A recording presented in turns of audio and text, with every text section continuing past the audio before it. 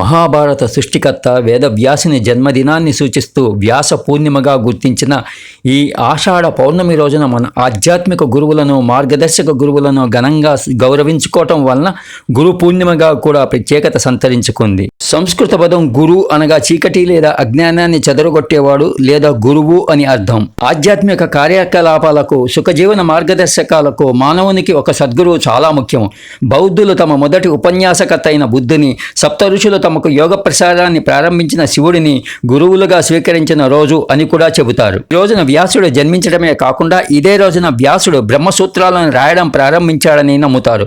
ఈ రోజున శిష్యులు తమ గురువులకు, ఉపాధ్యాయులకు పూజలు చేసి గౌరవంగా సత్కరిస్తారు. ఈ రోజు ప్రతివారు ప్రథమ గురువులుగా తమ తల్లిదండ్రులకు పాదపూజ చేసి సేవ చేయటం కూడా చాలా సమంజసంగా వర్ణిస్తారు. గురు పౌర్ణమి సందర్భంగా ఉపాధ్యాయ దినోత్సవం జరుపుకోవడం కూడా ఒక సాంప్రదాయ మార్గంగా పరిగణిస్తారు. ఓం సాయిరాం.